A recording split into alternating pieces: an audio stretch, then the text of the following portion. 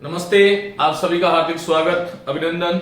मैं doctor KR. महिया आप सबका ज्ञानसुधा कॉलेज आयुक्तालय राजस्थान सरकार के इस प्रकल्प में इस YouTube चैनल पर हार्दिक स्वागत करता हूं।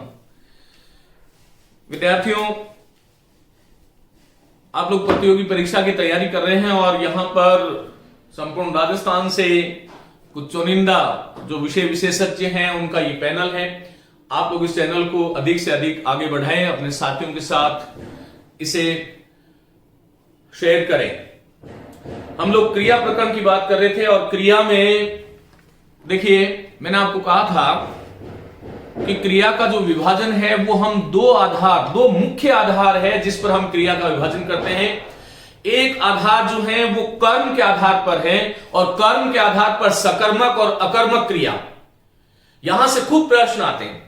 फिर दूसरा जो क्रिया का जो विभाजन है वह क्रिया का विभाजन जो क्रिया जो है उसकी बनावट, संरचना या व्युत्पत्ति के आधार पर जो है क्रिया के कई भेद होते हैं।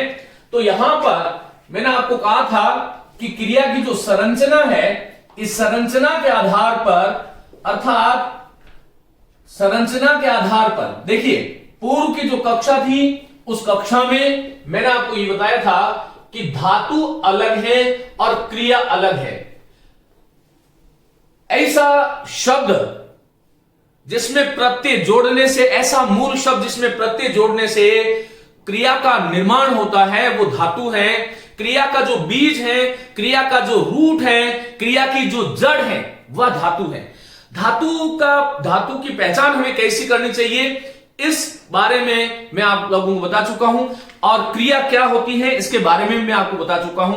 क्रिया, जैसा कि हम लोग जानते हैं कि क्रिया जो है वो विकारी पद है, ये ध्यान रखिएगा। और इसके विकारक, क्रिया के जो विकारक है, क्रिया लिंग के अनुसार बदलती है। जाता है, जाती है, खाता है, खाती है।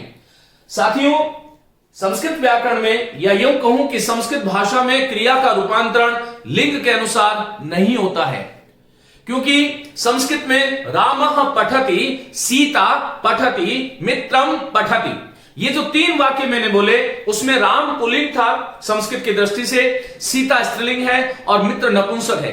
लेकिन तीनों ही वाक्यों में पठति क्रिया का समान रूप से प्रयोग हुआ। इसका मतलब संस्कृत में लिंग के अनुसार क्रिया में रूपांतरण नहीं होता। लेकिन हिंदी में आपको कोई पूछे कि क्रिया क्या है, तो क्रिया एक विकारी पद है और लिंग उसका विकारक है। लिंग के अनुसार क्रिया में रूपांतरण होता है। इसके बारे में कभी मैं पृथक से व्याख्यान लूंगा। फिर वचन के अनुसार क्रिया में रूपांतरण होते हैं। मैंने आपको पूर्व कक्षा में बताया था कि संस्कृत की जो परंपरा जो थी उसमें 3 वचन थे, एक वचन, द्विवचन और बहुवचन। और कदाचित आप सभी लोगों ने 10वीं कक्षा तक संस्कृत पढ़ी है। पठति, पठता, पठन्ति, ये जो रूप था एक वचन, द्विवचन और बहुवचन। लेकिन हिंदी में आते आते, जिसको हम आधुनिक आर्य भाषा कह रहे हैं, उसमें आते आते लिंग 2 की अवधारणा हो गई और वहां पर वचन जो है वो 2 हो गए, एक वचन और बहुवचन। तो क्रिया विकारी है और हिंदी में वचन के अनुसार क्रिया में विकार उत्पन्न होता है। इसका मतलब क्रिया का विकारक लिंग भी है और वचन भी है। जैसे हम कहते हैं राम जाता है और वे सब जाते हैं, तो जाता है, जाते हैं, खाता है, खाते हैं, आता है, आते हैं, बैठता है, बैठते हैं। ये जो रूपांतरण क्रिया में ता और ते वाला जो हो रहा है, रहा है, रहे हैं, हो, होगा, होगी, होंगी, तो ये जो रूपांतरण क्रिया में जो हो रहा है वो वचन के अनुसार हो रहा है। ये ध्यान रखिएगा, लिंग वचन। एक बहुत महत्वपूर्ण बात यह है कि क्रिया में कभी भी कारक के अनुसार रूपांतरण नहीं होता। ये प्रश्न कई बार परीक्षाओं में आता है कि क्या क्रिया का विकारक कारक है क्या। देखिए, संज्ञा और सर्वनाम जो शब्द है उसमें रूपांतरण कारक के अनुसार होता है, लेकिन क्रिया में कारक के अनुसार रूपांतरण नहीं होता। इसका मतलब ये सीधा सीधा हो गया कि क्रिया एक हिंदी में विकारी पद है और कारक उसका विकारक नहीं है। ये ध्यान रखिएगा, तो कारक नहीं है, लिंग और वचन है। फिर काल के अनुसार क्रिया में रूपांतरण होता है। साथियों, जो शब्द भेद हिंदी में मैंने आपको 4 भेद बताए थे और इसकी यात्रा की शुरुआत मैंने शब्द भेद नामक एक व्याख्यान से करी थी। उसमें आपने देखा होगा कि मैंने आपको बताया था कि ये काल का जो विधान है हिंदी भाषा में या संस्कृत भाषा में जो काल का जो विधान है वो क्रिया के अनुसार ही है, अर्थात काल की जो संकल्पना है, हम जानते हैं कि मोटे रूप से काल के 3 भेद होते हैं, जो है वर्तमान, भविष्य और भूत। और क्रिया का रूपांतरण काल के अनुसार अवश्य होता है, जाता है या जा रहा है। ये जो है ये वर्तमान कालिक कृदंत है। कुछ चीजें आपको सुननी है। जा रहा है, जाता है, ये वर्तमान कालिक कृदंत है। जाएगा, ये जो है भविष्य कालिक कृदंत है। और जाता था, ये जो है, या गए, ये जो है वो भूतकालिक कृदंत है। तो जाता हूं, जाऊंगा, जाता था, खाता हूं, खाऊंगा, खाता था। ये जो क्रिया में रूपांतरण जो हो रहा है इस क्रिया विकारी पद में, वो काल के अनुसार हो रहा है। फिर वाच्य के अनुसार भी क्रिया में रूपांतरण होता है, ये ध्यान रखिएगा। वाच्य 3 है, कर्तृवाची, कर्मवाची, भाववाची। तो वाच्य में हम जानते हैं कि कर्तृवाची के कर्ता में प्रथमा विभक्ति होती है। कर्तृवाची की जो क्रिया होती है वो कर्ता के अनुसार प्रयुक्त होती है। इसका मतलब वाच्य के अनुसार भी क्रिया में रूपांतरण होता है। और कर्मवाच्य है तो कर्मवाच्य में उसके द्वारा जाया जाता है। देखो ध्यान दो, कर्तृवाची की क्रियाओं की पहचान है, जाता है, खाता है, बैठता है, उठता है, रोता है, सोता है। लेकिन कर्मवाची और भाववाची की जो क्रियाएं हैं उसकी पहचान यह है, जाया जाता है, खाया जाता है, नहाया जाता है, बैठा जाता है, सोया जाता है, आया जाता है, पढ़ा जाता है। इस प्रकार क्रिया का रूपांतरण वाच्य के अनुसार भी होता है, ये ध्यान रखिएगा। मैंने एक संक्षिप्त परिचय आपको दे दिया। फिर पुरुष के अनुसार भी क्रिया में रूपांतरण होता है, ये एक बात थी। तो अभी तक हमने ये सीखा कि क्रिया और धातु अलग अलग है, क्रिया एक विकारी पद है और लिंग, वचन, कारक, काल और वाच्य जो है इसके विकारक है। साथियों, पूर्व की कक्षा में हमने ये बात करी थी कि संरचना के आधार पर जो क्रिया के जो भेद हैं, पहली क्रिया को मैंने बोला था कि सामान्य क्रिया। देखो, यदि किसी विद्यार्थी ने पूर्व का व्याख्यान नहीं देखा तो इस वीडियो को यही छोड़ दें और पूर्व के व्याख्यान को देख करके फिर इसको देखिएगा, तभी आप इस विषय से जुड़ पाओगे। सामान्य क्रिया, इसी को मैंने साधारण क्रिया कहा। फिर एक महत्वपूर्ण चीज थी जिसके बारे में मैं बता चुका हूं, संयुक्त क्रिया। 2 भिन्न भिन्न अर्थ वाली क्रियाएं मिलकर के जब एक पूर्ण क्रिया का निर्माण करती है, ध्यान रखिएगा, भिन्न भिन्न अर्थ वाली 2 क्रियाएं या 2 से अधिक क्रियाएं जब एक पूर्ण क्रिया का बोध कराती है तो वहां पर वो संयुक्त क्रिया होती है। संयुक्त क्रिया में जो मुख्य अर्थ देने वाली है वो मुख्य क्रिया है और मुख्य क्रिया का जो साथ देने वाली है उसका नाम रंजक क्रिया, और एक रंजक क्रिया होती है और एक दूसरा हमने सहायक क्रिया। यहां तक की चीज मैं आपको बता चुका हूं। एक और महत्वपूर्ण बात यह थी कि सामान्य क्रिया जो है उसमें धातु के साथ ना वाला जो रूप है वह सामान्य क्रिया है। और साथियों, सामान्य क्रिया का यदि हम वाक्य में प्रयोग कर दें आरंभ में या मध्य में, तो वो सामान्य क्रिया हिंदी में क्रियार्थक क्रिया अथवा संज्ञार्थक क्रिया के नाम से जानी जाती है। यह प्रश्न बहुत बार परीक्षा में आता है। मैंने उदाहरण आपको वहां पर दे दिया, जैसे मैंने कहा टहलना स्वास्थ्य के लिए लाभकारी है। तो टहलना जो क्रिया है, इस वाक्य में आपसे पूछे कि टहलना क्या है, तो ये क्रिया नहीं है, ये संज्ञा है। कैसी संज्ञा है? क्रिया अर्थक, अर्थात क्रिया अर्थ वाली क्रियार्थक संज्ञा है। ये आपको ध्यान रखना है, ये महत्वपूर्ण बातें थी। अब तीसरा जो क्रिया जो संरचना के आधार पर जो भेद होता है वो होता है प्रेरणार्थक क्रिया। प्रेरणार्थक क्रिया, फिर उसके बाद में जो चौथा जो भेद है उसको हम कह सकते हैं कि नाम धातु क्रिया, जो संज्ञा, सर्वनाम, विशेषण और अव्ययों में प्रत्यय लगाने से बनती है वह नाम धातु क्रिया है। फिर एक ही क्रिया के 2 रूप आ जाए तो वो सजातीय क्रिया है। 2 क्रियाओं में पहली क्रिया के साथ कर या करके जुड़ जाता है तो वो पूर्वकालिक क्रिया है। यहां से प्रश्न बहुत आते हैं। और 7वीं क्रिया जो है उसको मैं कह सकता हूं कृदंत क्रिया। समापिका और अपूर्ण क्रिया भी क्रिया के एक भेद हो सकते हैं, लेकिन वो इतना महत्वपूर्ण भेद नहीं है। इसके बारे में पूर्व की कक्षा में आपसे बात कर चुका हूं। तो देखिए, मैं यहां तक पढ़ा चुका हूं सामान्य क्रिया, जिसको हमने क्रियार्थक संज्ञा कहा, और संयुक्त क्रिया। तो यहां तक मैं एक बार इसको मिटा देता हूं और आगे की बात मैं यहां से शुरू करता हूं। साथियों, आपको ध्यान ये रखना है, देखिए प्रेरणार्थक क्रिया क्या है। मैं कुछ 5 शब्द लिखता हूं और इन 5 शब्दों के माध्यम से आपको ये जांचना है अपने आप को कि आपका ज्ञान कहां तक है।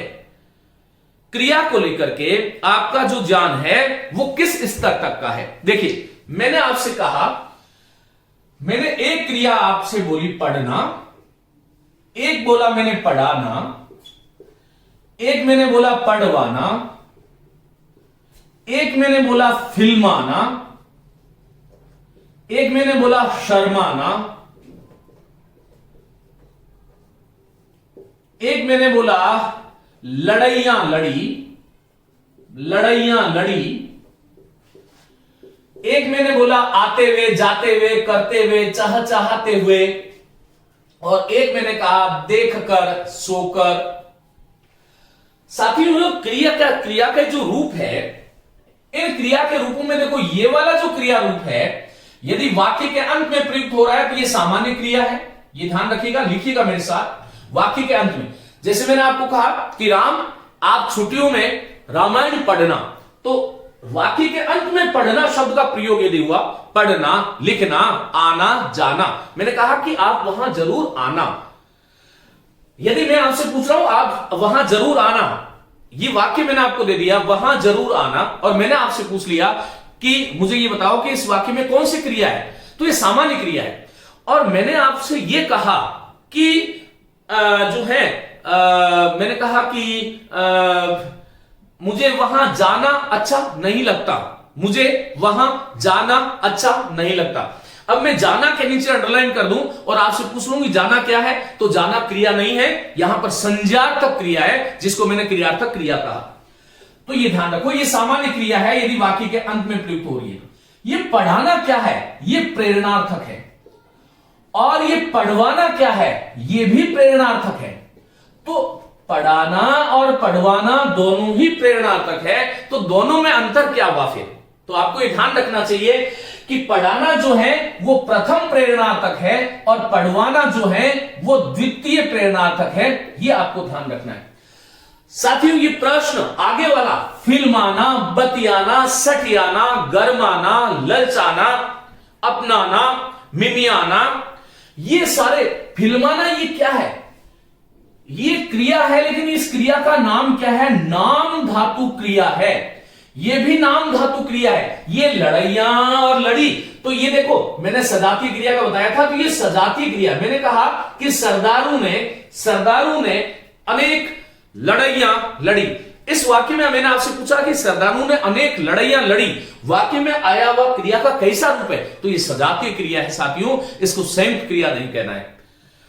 और यदि मैंने आपको कहा कि मैंने कहा कि चोर पुलिस को देखकर भाग गया, तो ये कौन सी क्रिया है? ये पूर्वकालिक क्रिया है। जब एक ही कर्ता के द्वारा दो क्रियाएं की जाती हैं और पहली क्रिया के साथ कर, करके या के का प्रयोग हो जाए तो वो पूर्वकालिक क्रिया है। और मैंने कहा कि मैं जो है कार्य करते हुए जा रहा था। इसमें करते हुए क्या है? ये साथियों करते हुए, चहचहाते हुए, हंसते हुए, आते हुए, जाते हुए, ये जो क्रिया है ये कृदंत क्रिया है। इसके बारे में हम बात करेंगे। तो ये देखो, एक क्रिया को मैंने आपको मैंने आपको ये जरूर आइडिया मैंने आपको दे दिया कि वाक्य में क्रिया को देख करके आप पहचानोगे कैसे कि ये क्रिया किस प्रकार से होती है। इसका एक बार स्क्रीनशॉट ले लें, फिर हम आगे चलते हैं और एक एक बिंदु के बारे में विस्तार से बात करते हैं।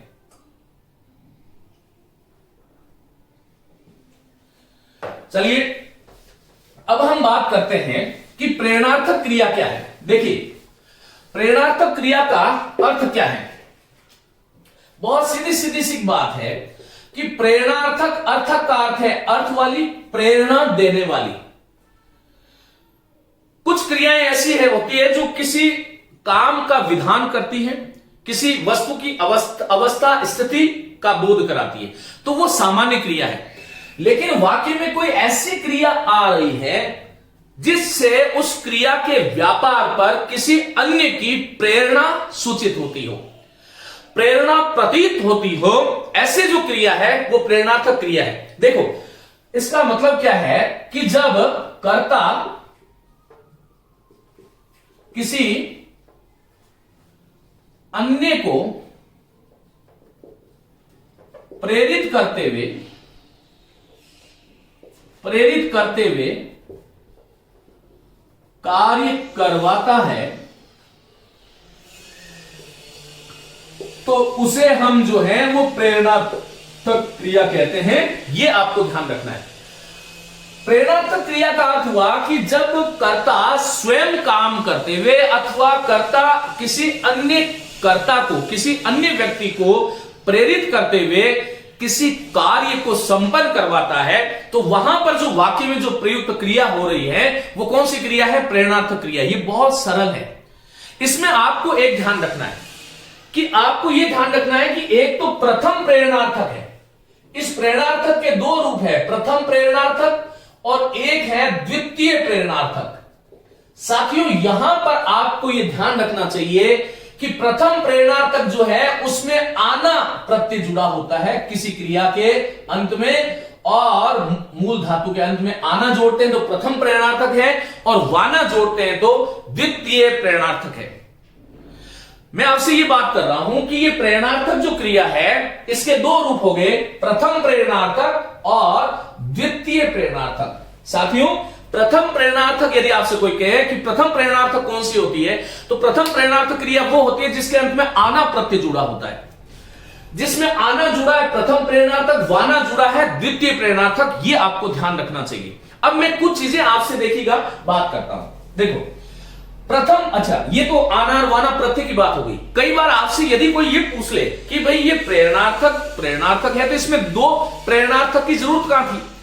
प्रथम और द्वितीय हम किस आधार पर कह रहे हैं? तो आपको ये ध्यान रखना चाहिए, नोट करें मेरी बात को।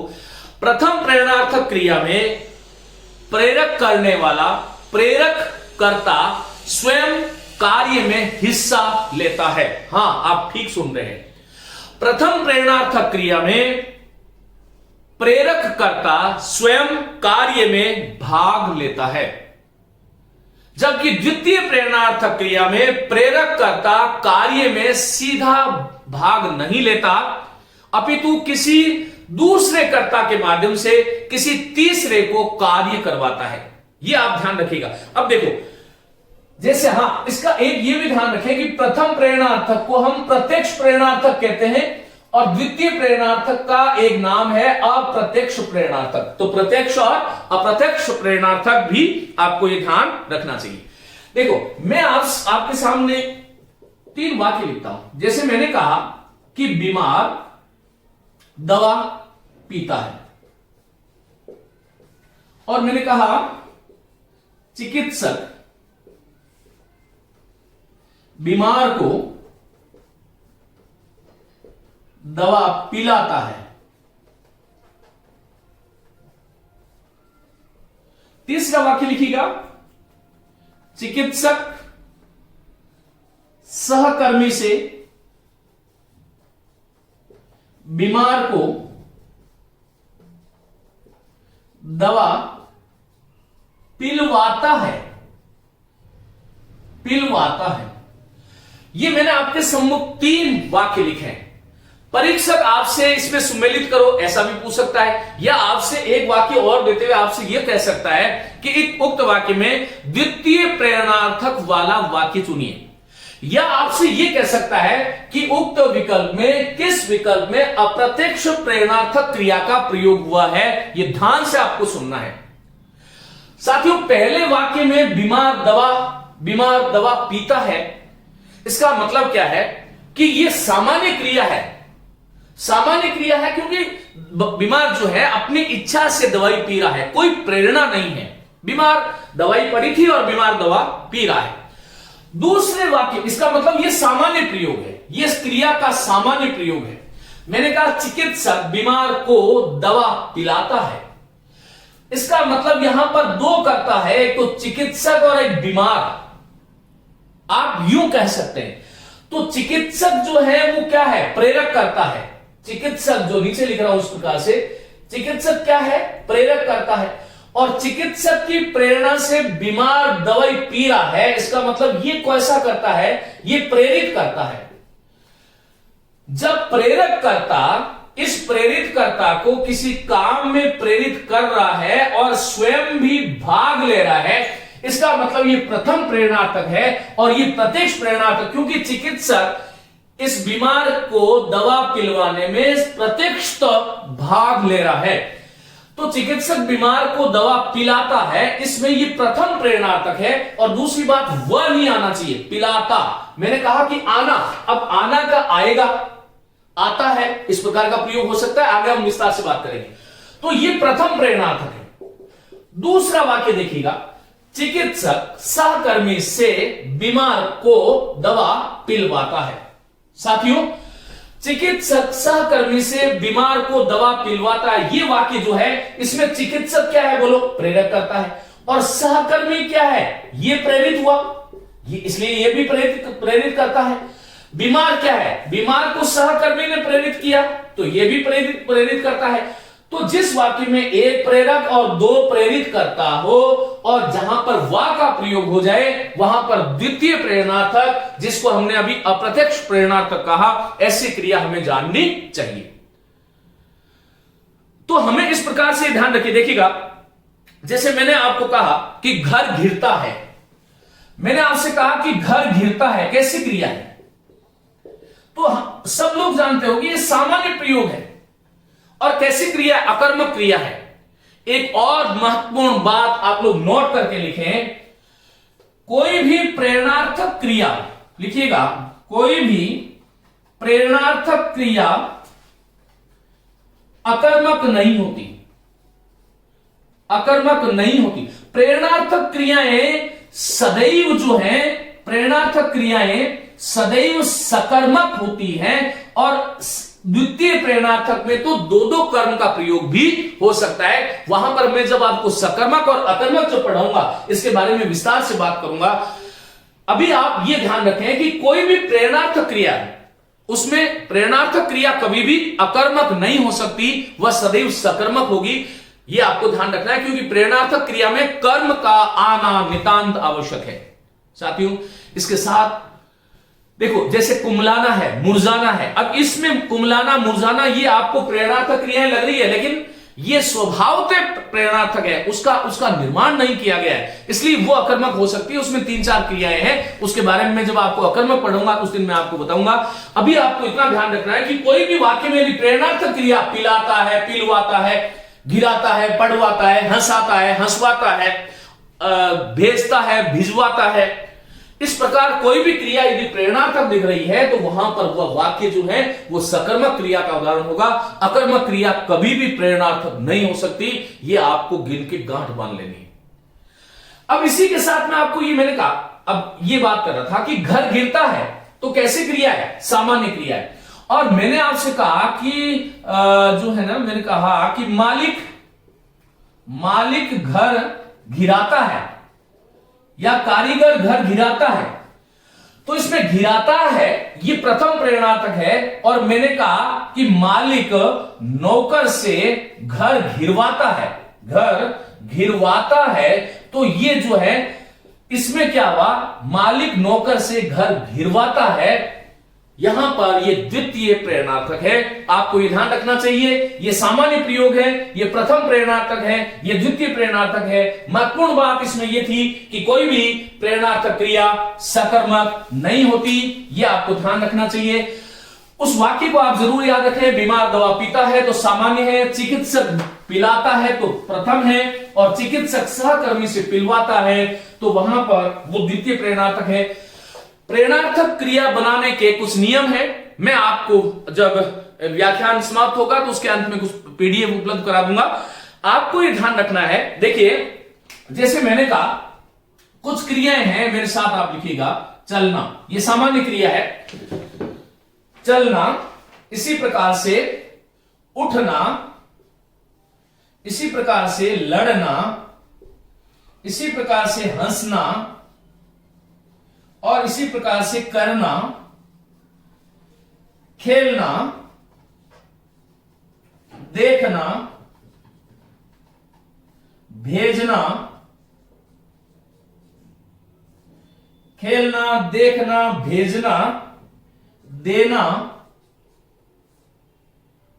और बाकी बाद में करते हैं। देखिए, अब मैं आपको यह सिखा रहा हूं कि प्रेरणार्थक क्रियाओं का निर्माण हम किस प्रकार से करते हैं। ये जो मैंने क्रिया के जो रूप लिखे हैं, ये आप सभी जानते हो, अब बार बार बताने की जरूरत नहीं है। इस लाइन में ये क्रिया का सामान्य रूप है, जिसको हम क्रिया का साधारण रूप कहते हैं। देखिए, चलना, उठना, लड़ना, हंसना, करना, खेलना, देखना, भेजना, देना। अब इस सामान्य रूप में जब हम आना प्रत्यय जोड़ते हैं तो प्रथम प्रेरणार्थक बन जाती है। तो प्रथम प्रेरणार्थक, और फिर हम बात करेंगे वाना प्रत्यय जोड़ते हैं तो द्वितीय प्रेरणार्थक रूप बन जाता है। चलना था, यदि किसी वाक्य में चलाना आ जाए, उठना से उठाना, लड़ना से लड़ाना, हंसना से हंसाना, करना से कराना, खेलना से खिलाना, देखना से दिखाना। ये जो ए आया है, ए का ई हो जाता है। खेलना, खिलाना, देखना, दिखाना, भेजना, भिजाना, और देना, दिलाना। यहां पर ला का आगम हो जाता है। तो यहां पर देखो, ए जो है उसका ई बन गया। ये चालू महत्वपूर्ण है। इसी प्रकार से जैसे मैंने कहा ओ है, जैसे बोलना है तो बोलना से बुलाना, दौड़ना, दुड़ाना। तो यहां पर कुछ रूपांतरण होते हैं, ये आपको ध्यान रखना चाहिए। ह्रस्वीकरण, जैसे मैंने कहा सीखना, अब मैंने एक क्रिया लिखी सीखना। अब सीखना सामान्य है, लेकिन प्रथम प्रेरणार्थक जो होगा वो होगा सिखाना। तो देखो, ये सी था, इसका सी हो गया, सिखाना। इसी प्रकार से दिखना, दिखना में दी बड़ा आ जाएगा, लेकिन जब उसको दिखना का जब प्रेरणार्थक रूप बनाएंगे तो ये रूप बनेगा दिखाना। ये प्रथम प्रेरणार्थक है और ये द्वितीय प्रेरणार्थक में माना लग जाता है। तो सिखाना, सिखवाना, दिखाना, दिखवाना। इसी प्रकार से मैंने कहा रोना, रोना, रो है, ओ आया है, ऊ हो जाएगा रुलाना, प्रथम प्रेरणार्थक, और रुलवाना, द्वितीय प्रेरणार्थक। इसी प्रकार से मैंने कहा बोलना, बोलना, तो यहां पर बो जो है उसका ऊ हो जाएगा बुलाना, और यहां पर क्या हो जाएगा बोलो, बुलवाना। तो ये एक लंबी लिस्ट हो सकती है।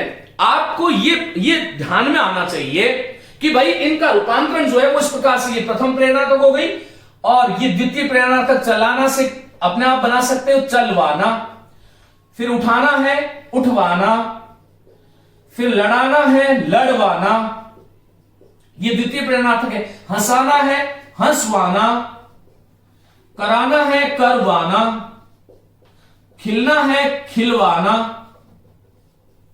और मैंने कहा दिखाना है देखना, दिखना, दिखना नहीं दिखाना करना उसको, दिखाना, दिखवाना, भिजाना, भिजवाना, और दिलाना, दिलवाना।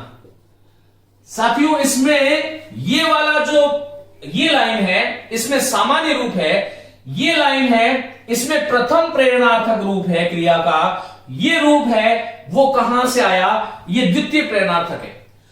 किसी भी सामान्य क्रिया में ना की जगह ना से पहले आ जोड़ दोगे। देखो, चलना, चलाना, उठना, ना से पहले ठ में आ, उठाना, लड़ना, ना से पहले आ, इसका मतलब आना प्रत्यय। तो वो प्रत्यक्ष प्रेरणार्थक या प्रथम प्रेरणार्थक क्रिया का रूप बन जाता है। वाना जोड़ देते हैं ना से पहले, ये जो ना आया इससे पहले वा जोड़ दो, चलवाना, उठवाना, लड़वाना, हंसवाना, कटवाना, खिलवाना, दिखवाना। यहां पर देखो, देखना, भेजना और देना, इन तीनों क्रिया में देखना में ए था, इसका ई हो जाएगा। यहां पर सी बड़ा था, सीखना, सीखना, ई बड़ा था, छोटा हो जाएगा सिखाना, आ कर दो, वाह कर दो, सिखवाना, द्वितीय प्रेरणार्थक। दिखना, दिखना, दिखाना, दिखवाना, रोना, बुलाना, बुलवाना, बोलना, बुलाना, बुलवाना। तो ये इस प्रकार के जो रूप है। इसी प्रकार से निकलना, निकलना क्रिया है, निकालना, निकलवाना, समझना से समझाना, समझवाना। सोना क्रिया है, सोना, सोना जो है इससे क्या हो जाएगा बोलो, सुलाना। देखो, सो जो है उसका सु बन गया है, और इसमें वा जोड़ देंगे तो ये सुलवाना बन जाएगा। आपको ये ध्यान रखना चाहिए कि किसी भी क्रिया के सामान्य रूप में जो ना है उससे पहले आ कर दोगे तो प्रथम प्रेरणार्थक, जिसको मैंने प्रत्यक्ष प्रेरणार्थक कहा। प्रेरणार्थक क्रियाओं को कई बार अलग से एक नाम इसका आ जाता है, व्युत्पन्न क्रियाएं। व्युत्पन्न का मतलब है विशेष रूप से बनाई हुई, जिनका निर्माण सामान्य रूप, क्रिया के सामान्य रूपों में आना और वाना प्रत्यय जोड़ने से होता है, उसे हम प्रेरणार्थक कहते हैं। इसी प्रेरणार्थक का नाम जो है व्युत्पन्न प्रेरणार्थक, व्युत्पन्न क्रिया भी हो सकता है। मैंने आपको बताया कि प्रथम प्रेरणार्थक जो है उसमें प्रेरक कर्ता स्वयं कार्य में हिस्सा लेता है, जबकि द्वितीय प्रेरणार्थक क्रिया में स्वयं प्रेरक कर्ता कार्य में भाग नहीं लेता, अपितु प्रेरक कर्ता किसी अन्य को प्रेरित करता है और जिसे प्रेरित करता है वो किसी तीसरे को प्रेरित करता है कोई काम को करने के लिए। तो आपको यह ध्यान रखना चाहिए। जैसे मैंने आपसे कहा कि शिक्षक रामायण पढ़ता है, इस वाक्य में आया हुआ जो पढ़ता है जो प्रयोग है वह क्रिया का सामान्य प्रयोग है, वर्तमान कालिक कृदंत है। और मैंने आपसे कहा कि शिक्षक पाठ पढ़ाता है, इसका मतलब शिक्षक विद्यार्थी को पाठ पढ़ाता है। इस वाक्य में शिक्षक ने विद्यार्थी के साथ में पाठ पढ़ने का काम किया, या यूं कह दूं कि उसका इन्वॉल्वमेंट जो था पाठ पढ़ाने में स्वयं का भी था। दूसरा वाक्य में बोलता हूं कि शिक्षक अपने साथी से शिष्य को या विद्यार्थी को पाठ पढ़वाता है, इसका मतलब अब शिक्षक कहीं और होगा और अब वो जो है किसी दूसरे को प्रेरित करेगा तीसरे को पढ़ाने के लिए। द्वितीय प्रेरणार्थक क्रिया में प्रेरक कर्ता स्वयं काम में हिस्सा नहीं लेता। साथियों, कुछ क्रियाएं ऐसी होती हैं जिसका प्रेरणार्थक प्रथम और द्वितीय समान ही बन जाता है, या कई बार समान अर्थ हो जाता है। जैसे मैंने कहा कटना क्रिया है, कटना से काटना और कटवाना बनता है, लेकिन काटना का प्रयोग द्वितीय प्रेरणार्थक की भांति भी किया जा सकता है। जैसे मैंने कहा कि रमेश अपने बच्चे का नाई से बाल कटाता है, तो यहां द्वितीय प्रेरणार्थक क्रिया है, कटाता की जगह में कटवाता प्रयोग भी कर सकता हूं, तो आपको यह भी ध्यान रखना चाहिए। मैंने आपसे कहा कि जगना कैसी क्रिया है, जगना जो है वह अकर्मक क्रिया है, इसको सकर्मक बनाने के लिए या प्रेरणार्थक बनाने के लिए जगाना और जगवाना। मैंने कहा कि विद्यार्थी 5 बजे जगता है, यह सकर्मक क्रिया है, अकर्मक क्रिया है, ध्यान रखिएगा। लेकिन मैंने कहा विद्यार्थी को माता जगाती है, प्रथम प्रेरणार्थक है, और विद्यार्थी को माता मौसी से जगवाती है, तो यह द्वितीय प्रेरणार्थक क्रिया होगी। मैं समझता हूं कि इस वाक्यों से आपको क्लियर हुआ होगा। मैंने आपसे कहा कि राम धोबी से कपड़े धुलवाता है, तो यहां पर धुलवाता है यह द्वितीय प्रेरणार्थक होगा। शिक्षक, जैसे मैंने कहा बालिका हंसती है, सामान्य क्रिया है और अकर्मक क्रिया है। मैंने कहा शिक्षक बालिका को हंसाते हैं, प्रथम प्रेरणार्थक है। शिक्षक बालिका को अपने शिष्य से हंसवाते हैं, तो यहां पर हंसवाते हैं ये द्वितीय प्रेरणार्थक हो जाएगी। इसी प्रकार मां बच्चे को दवाई पिलवाती है और पिलाती है तो प्रथम, पिलवाती है तो द्वितीय होगा, ये ध्यान रखिएगा। मैंने आपसे कहा कि मोहन मुकेश से पत्र लिखवाता है, तो लिखवाता है ये जो प्रयोग मैंने जो किया ये द्वितीय प्रेरणार्थक है, और मैंने कहा लिखाता है तो वो प्रथम प्रेरणार्थक है। उम्मीद है प्रथम और द्वितीय प्रेरणार्थक और इनके नामों के विषय में किसी प्रकार का कोई संदेह आपको नहीं होगा। जहां पर क्रियाओं में परिवर्तन आपको देखने को मिला ये भी आपको ध्यान रखना चाहिए। जैसे मैंने कहा सूखना है, ये सूखना जो है अकर्मक क्रिया है, ऊ का ह्रस्व हो जाएगा सुखाना और सुखवाना। मैंने कहा कपड़े वस्त्र सूखते हैं तो ये सामान्य प्रयोग है, और राम वस्त्रों को सुखाता है प्रथम प्रेरणार्थक है, और राम शाम से वस्त्रों को सुखवाता है तो ये द्वितीय प्रेरणार्थक रूप होगा। इसी प्रकार जीतना है, जीतना से जीतना, किसी बात को जीतना से जिताना और जितवाना। इसी प्रकार खेलना क्रिया है, खेलना से खिलाना, खेलना मैंने लिखा ना, खेलना से खिलाना और खिलवाना। क्रियाओं में ये रूपांतरण जो है वो किस प्रकार से होता है ये आपके सम्मुख है। मैं समझता हूं कि प्रेरणार्थक क्रिया के विषय में आपको किसी प्रकार का कोई संदेह आगे से नहीं होगा। आइए हम आगे चलते हैं नाम धातु की तरफ। संरचना के आधार पर सामान्य क्रिया का मैंने आपको बता दिया, संयुक्त क्रिया जिसमें मुख्य और सहायक क्रिया, प्रेरणार्थक में प्रथम और द्वितीय प्रेरणार्थक क्रिया, इसके बारे में हमने बात करी। साथियों आगे जो क्रिया है उस क्रिया का नाम है नाम धातु क्रिया। देखिए यदि मैं कई बार मेरे विद्यार्थियों से कहता हूं कि भाषा में यदि आप किसी शब्द को ढंग से सीख लोगे, उसके अर्थ को ठीक ढंग से आपने हृदयंगम कर लिया, तो वह आपकी चीज स्वयं में सिद्ध हो जाती है। नाम धातु क्रिया, नाम धातु जो क्रिया है, यह ध्यान रखिएगा, नाम धातु क्रिया का एक अन्य नाम है नामिक क्रिया। ये बहुत सरल प्रश्न होते हैं और उन प्रश्नों को हम थोड़े से ट्रिक यदि हमें आता है तो हम कर सकते हैं। बहुत बार विद्यार्थी क्या करता है, वो रटने बैठ जाता है कि नाम धातु क्रिया क्या होती है। नाम धातु स्वयं कह रहा है, ये नाम धातु में नाम जो शब्द आया है ये किसका बोध कराता है, संज्ञा का, सर्वनाम का, विशेषण का और अव्यय का। संज्ञा, सर्वनाम, विशेषण और अव्यय। साथियों एक ही बात में मैं आपको बता देता हूं कि क्रिया का निर्माण धातु से होता है, इसमें संदेह नहीं है। उठ धातु है, उठ में ना जोड़ा उठना, आ जोड़ा उठाना, उठवाना, उठेगा, उठा, उठता हूं, उठ रहा हूं, उठिएगा, उठिए, उठूं, उठना चाहिए, ये अलग प्रकार की क्रियाएं थी। लेकिन यहां पर इसका नाम क्या हुआ, नाम धातु क्रिया। नाम धातु क्रिया को यदि आप इस शब्द के अनुसार देखो कि नाम का अर्थ क्या है, जैसा कि मैं संज्ञा प्रकरण पढ़ा चुका हूं, किसी भी व्यक्ति, वस्तु, स्थान के नाम को संज्ञा कहते हैं, तो नाम का अर्थ संज्ञा है। संज्ञा जो है नाम को कहते हैं, तो संज्ञा के स्थान पर प्रयुक्त होने वाले सर्वनाम है और इनकी जो विशेषता बताते हैं वो विशेषण है और फिर अव्यय है। तो कोई ऐसी क्रिया जिसका मूल, जिसका रूट, जिसका बीज, जिसकी जड़ जो है वो नाम में छिपी है, अर्थात संज्ञा में, सर्वनाम में, विशेषण में अथवा क्रिया से, संज्ञा, सर्वनाम, विशेषण और क्रिया से बनी हुई जो धातु है उसका नाम नाम धातु क्रिया है।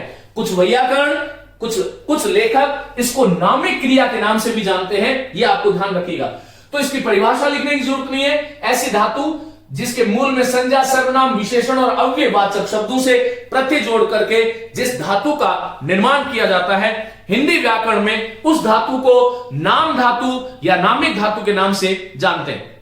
देखिए मैंने कहा कि आज अभिनेता अपनी फिल्म का दृश्य, अभिनेता दृश्य फिल्मा रहा था।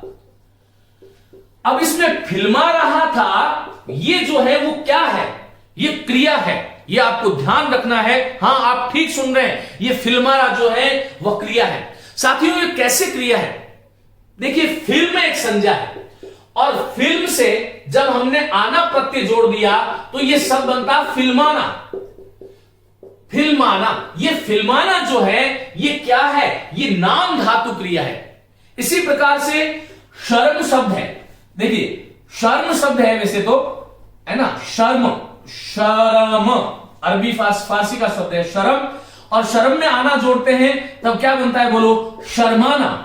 शर्म से शर्माना। इसी प्रकार बात संज्ञा शब्द है, बात से क्या बनेगा, बोलो बतियाना। इसी प्रकार लाज है, लाज से क्या बनेगा, बोलो लजाना। इसी प्रकार हाथ संज्ञा है, हाथ से क्या बनेगा, बोलो हथियाना। इसी प्रकार लात संज्ञा है, लात संज्ञा है, लात से क्रिया बनती है लतियाना। इसी प्रकार पानी क्रिया है, पानी संज्ञा है, सॉरी, पानी से पनियाना। इसी प्रकार से धक्का संज्ञा है, भाववाचक धकाना। और इसी प्रकार से जैसे मैंने कहा साठ, साठ क्या है, विशेषण वाचक शब्द है, संख्यावाचक। साठ से क्या बनेगा, सठियाना। गरम जो है, गरम से क्या बनेगा, बोलो विशेषण है, गरमाना। लालच शब्द है, लालच विशेषण शब्द है, लालच से क्या बनेगा, ललचाना। इसी प्रकार से लालच से ललचाना, गर्म से गरमाना। दुख भाववाचक संज्ञा है, दुख से क्या बनेगा, बोलो दुखाना बनेगा, ये ध्यान रखिएगा। लालच से ललचाना बन जाएगा। स्वीकार अव्यय है, स्वीकार से क्या बनेगा, स्वीकारना। स्वीकार से स्वीकारना। धिक्कार शब्द है, धिक्कार से धिक्कारना, ये संज्ञा के रूप में, क्रिया के रूप में प्रयुक्त हो रही है, ध्यान रखिएगा। इसी प्रकार धिक्कार है, स्वीकार है। उद्धार संज्ञावाचक शब्द है, भाववाचक शब्द है। उद्धार से क्या बनेगा बोलो? उद्धारना बनता है। तो ये जितने भी गाली शब्द हैं, गलियाना बनता है, टक्कर से टकराना बनता है, खर्च से खर्चाना बनता है, झूठ से झुठलाना शब्द बनता है, फटकार से फटकारना शब्द बनता है, और गांठ से जो है, गांठ शब्द जो है उसे गांठना, गांठ संज्ञा शब्द है, गांठ से गांठना बनता है। ये आपको ध्यान रखना है। नरम शब्द है, नरम से नरमाना बनता है, नरम विशेषण है। चिकना से चिकनाना बनता है। दुहरा विशेषण है, दुहरा से दुहराना इस प्रकार बनता है। में शब्द है, में से मिमियाना बनता है। में ये सर्वनाम है, इससे क्या बनेगा बोलो? मिमियाना बनेगा, मिमियाना। इसी प्रकार से एक शब्द है, सर्वनाम शब्द अपना है, और अपना से क्या बनेगा? अपनाना। में से मिमियाना, अपना से अपनाना। और इसी प्रकार थप थप शब्द है, थप थप जो शब्द है, इससे क्या बनेगा? ये अव्यय है, थप के बाद में थप की आवाज, अव्ययभाव समास है। तो थप से थप थपाना, लप लप से लप लपाना, कड़ कड़ से कड़कड़ाना, सट सट से सट सटाना, चढ़ चिट तड़ तड़ से तड़ तड़ाना, थर थर से थर थराना, फड़ फड़ से फड़ फड़ाना, तम तम से तम तमाना, गिड़ गिड़ से गिड़ गिड़ाना, तिल मिल से तिल मिलाना, जगमग से जगमगाना। ये जितनी भी जो क्रियाएं मैंने अभी आपको बोली है, इसमें ये थपथपाना, लपलपाना, मचमचाना, ये वाली जो है, इसको कुछ लोग अनुकरण क्रियाएं के रूप में अलग रख देते हैं। बाकी वास्तव में ये सारी की सारी, क्योंकि संज्ञा, सर्वनाम, विशेषण और अव्यय में लगने से बनी है, इसलिए ये जो क्रिया रूप है, इस प्रकार के थपथपाना, लपलपाना, डगडगाना, मगमगाना, जगमगाना, ये जो क्रिया रूप है, ये अनुकरणात्मक क्रिया है। खटखट से खटखटाना। अब खटखटाना अनुकरणात्मक है, लेकिन वास्तव में खटखट क्या है? अव्यय है। तो संज्ञा, सर्वनाम, विशेषण और अव्यय में जुड़ने वाली क्रिया को तो नाम धातु या नामिक ही कहना चाहिए। अनुकरण क्रिया भी हो सकती है। विकल्प में आए हुए उस विकल्प के अनुसार आपको इसका निर्णय करना चाहिए। मैं फिर बता देता हूं, ये थपथपाना, मचमचाना, बिलबिलाना, खटखटाना, ये जो है अव्यय से बनी हुई क्रियाएं हैं, इसलिए ये अनुकरणात्मक क्रियाएं भी कहते हैं। लेकिन वास्तव में अव्यय से बनी हुई क्रियाएं जो है, उसको हम नाम धातु या नामिक क्रिया में कहते हैं। साथियों, आप देखिएगा, मैंने कहा पानी पनियाना, धक्का धकाना, दुख से दुखाना, शर्म से शर्माना, बात से बतियाना, लाज से लजाना, हाथ से हथियाना, लाज से लतियाना, साठ से सठियाना, गर्म से गरमाना, लालच से ललचाना, स्वीकार से स्वीकारना, धिकार से धिकारना, उद्धार से उद्धारना, में से मिमियाना, अपना से अपनाना, थप थप से थपथपाना, ये सारी की सारी क्रियाएं किसी वाक्य में यदि प्रयुक्त हो रही है, तो याद रखिएगा, ऐसी सारी की सारी क्रियाएं नाम धातु या नामिक क्रियाएं कहलाती है। मैंने आपसे कहा कि राम ने शाम की जमीन को हथिया ली। देखो, हाथ से मैंने बनाया होगा, हथियाना, या उसने उसकी चीज को हथिया लिया।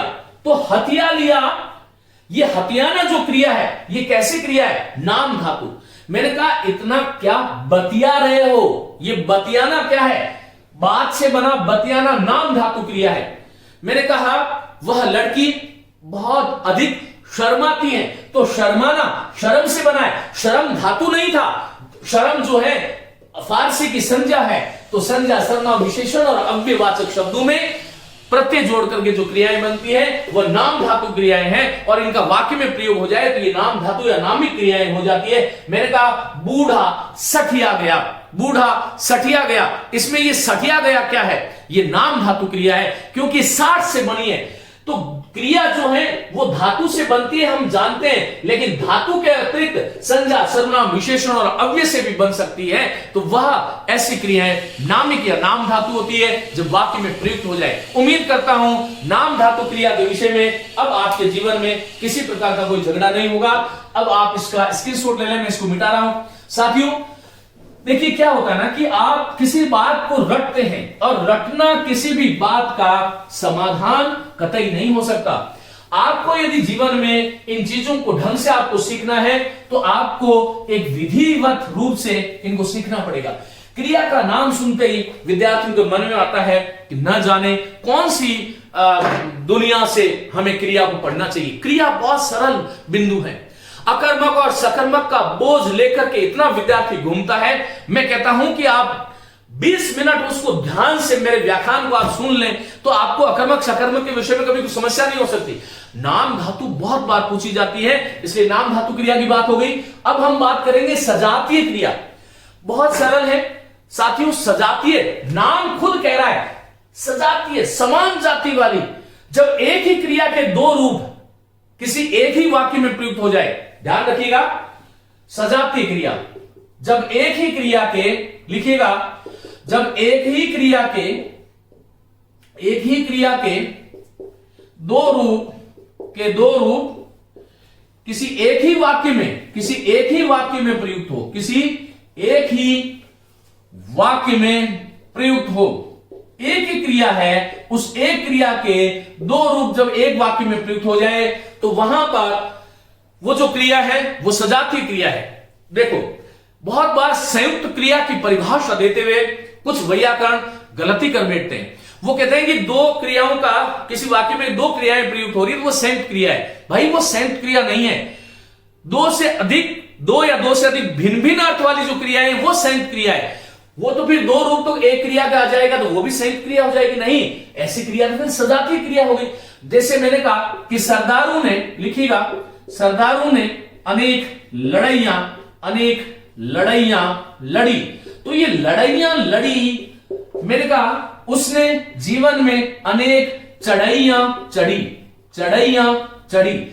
यद्यपि लड़ाइयां चढ़ाइयां ये भाववाचक संज्ञा है, ये ध्यान रखिएगा, क्योंकि भाववाचक संज्ञा का प्रयोग बहुवचन में हो जाता है तो भाववाचक संज्ञा है। लेकिन इसमें ये लड़ी और लड़ी, ये लड़ना क्रिया के दो रूप एक वाक्य में एक साथ प्रयुक्त हुए हैं, इसलिए इसको सजातीय क्रिया कहते हैं, ये ध्यान रखिएगा। मैंने कहा आप कौन से देश की बोली बोलते हो, आप कौन से देश की बोली बोलते हो, तो बोली बोलते हैं, बोली बोल, ये सजातीय क्रिया है, ऐसा हमें ध्यान रखना चाहिए। और इस प्रकार यदि आप थोड़ा सा ढंग से इन चीजों को पढ़ोगे तो आपको कहीं कोई समस्या आने वाली नहीं है। तो मैंने कहा विवेकानंद ने, स्वामी विवेकानंद ने अनेक प्रकार की पढ़ाइयां पढ़ी। तो ये पढ़ाइयां पढ़ी, लड़ियां लड़ी, बोलियां बोली, चढ़ाइयां चढ़ी, ये इस प्रकार की जो चीजें हैं ये सारी की सारी सजातीय क्रिया में आती हैं। मैं इसको मिटा रहा हूं, आप इसका स्क्रीनशॉट ले लें। आगे की जो क्रिया है उसका नाम है पूर्वकालिक क्रिया। पूर्वकालिक क्रिया से प्रश्न बहुत आते हैं, यह ध्यान रखिएगा। इसका पूर्वकालिक खुद कह रहा है कि पूर्वकालिक जब एक ही कर्ता, लिखिएगा, जब एक ही कर्ता एक ही समय में दो क्रियाएं करे, एक ही समय में दो अलग अलग क्रियाएं करे, दो अलग अलग क्रियाएं करे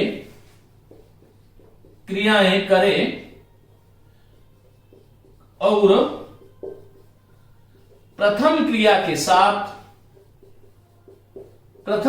के साथ